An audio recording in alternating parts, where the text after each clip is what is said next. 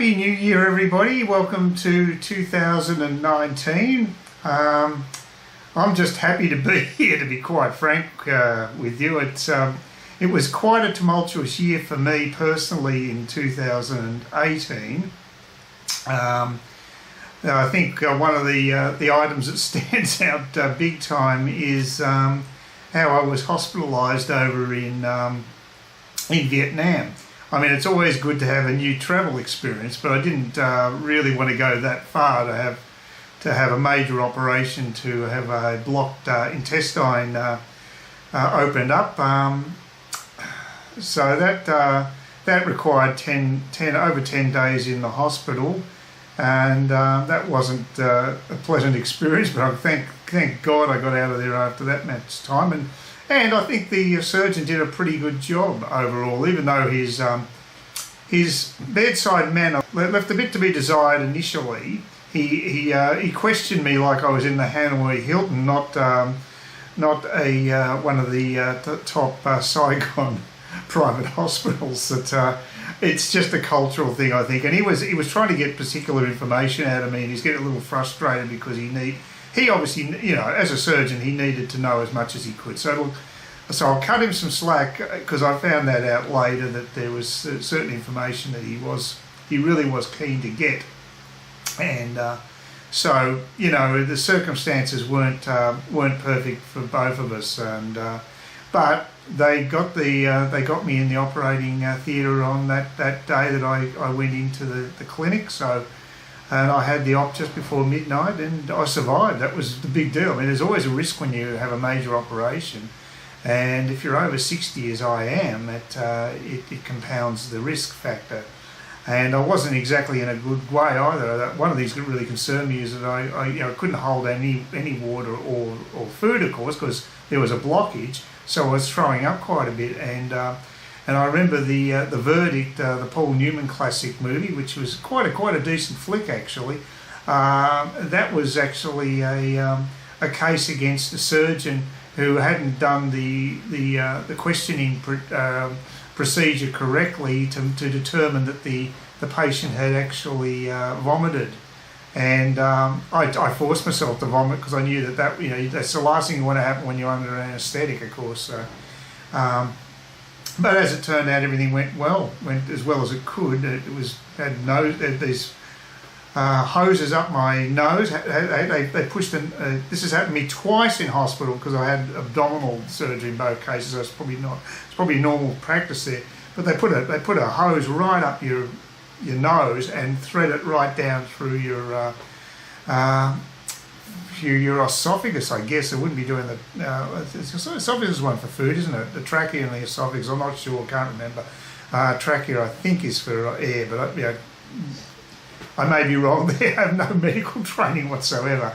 But the point is, it was threaded down to my stomach, so it was going down that particular route, and it was a little uncomfortable. At least this time round, I wasn't conscious when they actually inserted the tube, so that was something, I guess. Yeah, I wouldn't. It's not a pleasant experience, but I got through okay, and so that was the big one for 2018. And as far as the flat I'm living in, the one I bought, seems to be holding up okay. I haven't had any major work done on it, which is a bit disappointing because I really could do with a new kitchen. I did check out Bunnings, but they don't seem to have displays here like they do in other stores interstate. So, being in Cairns, that's one of the problems, I guess. You don't have necessarily all the facilities you're going to get in a big city, but most of them are here, so it's pretty good overall. Other aspect, I guess, crime has been an issue for me because I had my tricycle nicked. It was secured downstairs in my own carport. Locked up, with the K-marked combination lock, and they just nicked it anyway. So that was very disappointing because it was about a little over $500 down the drain. No insurance. I didn't think there was any point insuring items because you're going to have to pay an excess anyway. So I didn't lose a huge amount of money, but it's just more the inconvenience and just to think that someone would nick an adult tricycle is just pretty bizarre. It was a good workhorse for buying groceries and things, so I do miss it. And then my second transport hassle, of course, was with that electric scooter on a number of fronts. Just trying to pay for the thing was a hassle, and then other things were, when I finally got it delivered, just trying to I couldn't work out how to put the seat on. Still don't know how to do that. And after that, it took me almost a week to work out how to get the accelerator working because the manual they gave me wasn't the correct one for that unit. And then the latest thing is I got a puncher. It's just the most bizarre thing, having this piece of metal sticking out at right angles against the actual front tyre. And I bought a pair of pliers. It took me a while to find a pair, but I bought one. I can't pull the thing out, so I don't know what's happening. I'm pretty sure it is deflated because not all tyres on these electric scooters are pneumatic. Some of them don't have air in them, so they're okay.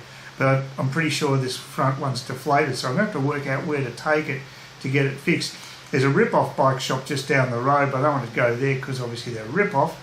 The one in Earlville's a fair distance, so that's a problem in itself. I don't know what to do actually. I'm not sure what my options should be. If I can get it up to Earlville, I suppose I could get a taxi up there. It might be worth doing, just getting a taxi. They can put it in the boot. It's not that big, and get this organised because I need to get it fixed. And the weather's improved. That's the other thing about 2018. It's been incredibly wet. This wet season actually has been wet. Last year, my first full year in Cairns, it was really cool over the summertime. Not always. There were some hot nights, but there was no heat waves. This time I've copped 2 heat waves in December. So I had to actually use my aircon. Luckily it worked, the aircon, thank God, and it cooled down the room at 9:30 when the off-peak kicked in, so I didn't have to pay too much on the tariffs. It's a third of what the peak is, so if you actually got your aircon on up here between 3:30 and 9:30 in the months of December through to February, you're going to be paying 3 times as much as the normal tariff, so it can sting. So I've avoided that pain, and the aircon worked pretty well. So at least that's good news. And the other thing the other big thing that happened this year was what happened online, because I'm posting stuff online. I'm doing quite a bit of web surfing. Got a stack of time on my hands. What's happened with the internet is been quite a problem with the likes of Google censoring their site and throwing people off because of using what they perceive as hate speech, which is basically just a way of asserting political control. In my opinion, I think it's an abused term because hate speech virtually means any speech can be construed as such and can be used to basically shut down people's websites, and it's become a huge issue online. And it looks as though the government in America is making some moves against these Silicon Valley companies that are doing that. The second wave of this occurred recently with Patreon, which is actually a way of websites, popular websites, getting their visitors to actually donate to them via Patreon, which I think only takes about 5%, which is not too bad. The trouble is Patreon's going down the same route as Google, in that they're censoring people that they feel are making inappropriate comments online. And what's more worrying about this is that this is actually going as far as the likes of MasterCard and Visa are also getting in on the act. It's rumoured that they're actually behind putting pressure on the likes of Patreon, who have taken a huge hit because of this. Lots of people have deserted their site, and so they're losing money, and the creators are losing a stack of money. And it's a huge free speech issue. And so we really, think of what the consequence of this is. If it goes further with financial institutions, it may get to a stage where your political views denote whether you're going to get a bank loan, say a housing loan from a bank. I mean, it's hard enough as it is in Australia now to get a housing loan, given that they've cracked down on the slack lending that took place over the last decade or so, which I think is a good thing.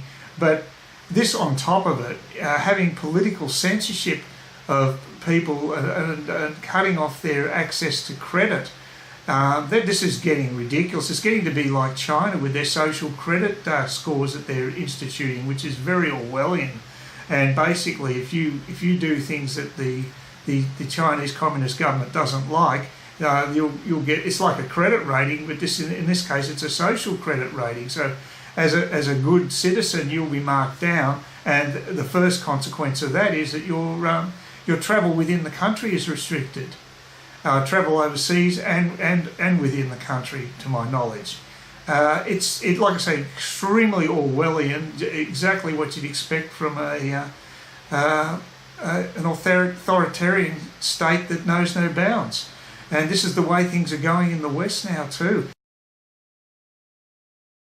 Please consider subscribing to my channel if you think there's anything there of use to you, or entertainment or whatever. And either do that or give me a thumbs up, or if you're feeling really energetic, do both. That'd be great. But please don't ignore me. That's the worst thing you can do on YouTube, is be ignored.